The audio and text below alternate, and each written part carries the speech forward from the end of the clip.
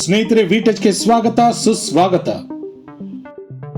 ದಕ್ಷಿಣ ಭಾರತದವರ favourite ಹಾಗೂ ಅತಿ ಹೆಚ್ಚು ಖನಿಜಾಂಶಗಳನ್ನು ಒಳಗೊಂಡಿರುವಂತಹ ಆಹಾರ, ಸೂಪರ್ ಫುಡ್ ಅಂತಾನೆ ಕರೆಸಿಕೊಳ್ಳುವಂತಹ ರಾಗಿ ಭಾರತ ಹಾಗೂ ಆಫ್ರಿಕಾ ದೇಶಗಳಲ್ಲಿ ಅತಿ ಹೆಚ್ಚಾಗಿ ಬೆಳೆಯುತ್ತಾರೆ.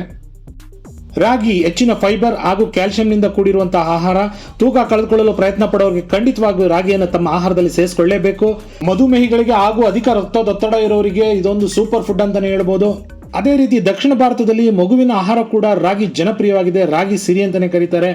ರಾಗಿಯಲ್ಲಿ ಕ್ಯಾಲ್ಸಿಯಂ ಹಾಗೂ ಕಬ್ಬಿಣದ ಅಂಶ ಹೆಚ್ಚಾಗಿರುವುದರಿಂದ ಮಗುವಿನ ಜೀರ್ಣಕ್ರಿಯೆಗೆ ಸಹಕಾರಿಯಾಗಿದೆ ಹಾಗೂ ಮೂಳೆಗಳ ಬಲವರ್ಧನೆಗೂ ಇದು ಬೆಂಬಲವಾಗಿ ನಿಲ್ಲುತ್ತೆ. ಇಷ್ಟೇ ಅಲ್ಲದೆ ರಾಗಿಯಲ್ಲಿ ಅಮೈನೋ ಆಮ್ಲಗಳಾದ ಫೆನಿಲಾಲನೈನ್, ಮೆಥಿಯೋನಿನ್, ಐಸೋಲ್ಯೂಸಿನ್ ಹಾಗೂ ಲ್ಯೂಸಿನ್ಗಳು ಸಮೃದ್ಧವಾಗಿವೆ.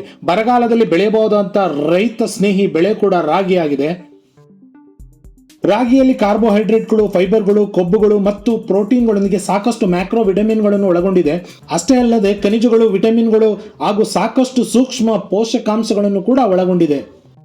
ರಾಗಿಯಲ್ಲಿ ಮೆಥಿಯೋನಿನ್ ಹಾಗೂ ಲೈಸಿನ್ ಚರ್ಮದ ವಯಸ್ಸಾಗುವುದನ್ನು ತಡೆಯಲು ಸಹಾಯ ಮಾಡುತ್ತದೆ. ರಾಗಿಯು ಪ್ರೋಟೀನ್ಗಳ ಕಣಜವಾಗಿರುವುದರಿಂದ ಕೂದಲಿನ ಹೊಳಪನ್ನು ಕಾಪಾಡಲು, ಅಂತೆಯೇ ಕೂದಲಿನ ಉದುರುವಿಕೆಯನ್ನು ತಡೆಯಲು ರಾಗಿ ಸಹಕಾರಿಯಾಗಿದೆ. ಆಸ್ಟಿಯೋಪೊರೋಸಿಸ್ ತಡೆಗಟ್ಟುವಲ್ಲಿ ಹಾಗೂ ಮೂಳೆಗಳನ್ನು ಬಲಪಡಿಸುವಲ್ಲಿ ಪ್ರಯೋಜನಕಾರಿಯಾಗಿದೆ. ಅಗತ್ಯವಾದ ಅಮೈನೋ ಆಮ್ಲಗಳು ಮತ್ತು ಕ್ಯಾಲ್ಸಿಯಂ ಹಾಗೂ ಕಬ್ಬಿಣದ ಪ್ರಮುಖ ಮೂಲವಾಗಿರುವುದರಿಂದ ಹಸಿರು ರಾಗಿ ಹಾಲುಣಿಸುವ ಮಹಿಳೆಯರಲ್ಲಿ ಹಿಮೋಗ್ಲೋಬಿನ್ ಮಟ್ಟವನ್ನು ಮತ್ತು ಹಾಲಿನ ಉತ್ಪಾದನೆಯನ್ನು ಹೆಚ್ಚಿಸುತ್ತದೆ.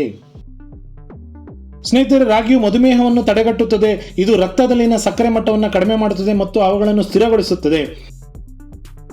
ಶಿಶುಗಳ ಆಹಾರದಲ್ಲಿ ಫೈಬರ್ ಅನ್ನು ಸೇರಿಸುವುದು ಒಳ್ಳೆಯದು, ಏಕೆಂದರೆ ಇದು ಜೀರ್ಣಕ್ರಿಯೆಯನ್ನು ಹೆಚ್ಚಿಸುತ್ತದೆ ಮತ್ತು ಮಗುವಿನ ಹೊಟ್ಟೆ ತುಂಬುವಂತೆ ಮಾಡುತ್ತದೆ.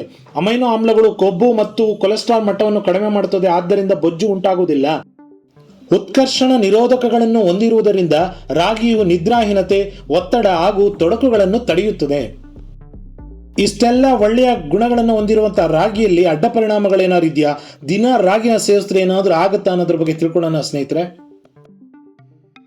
ರಾಗಿಯು ಯಾವುದೇ ರೀತಿಯ ಅಡ್ಡ ಪರಿಣಾಮಗಳನ್ನು ಹೊಂದಿಲ್ಲ ಮತ್ತು ತಾವು ತೆಗೆದುಕೊಳ್ಳುವ ಆಹಾರದಲ್ಲಿ ಇದು ನಿಜವಾಗಿಯೂ ಸಹಾಯಕವಾಗಿದೆ.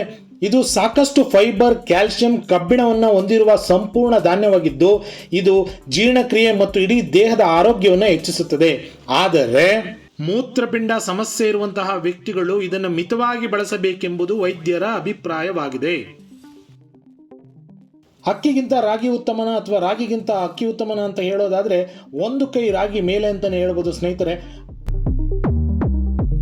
ಮತ್ತೊಂದು ವಿಭಿನ್ನ ಸಂಚಿಕೆಯೊಂದಿಗೆ ನಿಮ್ಮನ್ನು ಮತ್ತೆ ಭೇಟಿಯಾಗುತ್ತೇನೆ. ಅಲ್ಲಿವರೆಗೂ ವಿಟಚ್ ಅನ್ನು ಲೈಕ್ ಮಾಡಿ, ಶೇರ್ ಮಾಡಿ, ಸಬ್ಸ್ಕ್ರೈಬ್ ಮಾಡಿ. ಧನ್ಯವಾದಗಳು.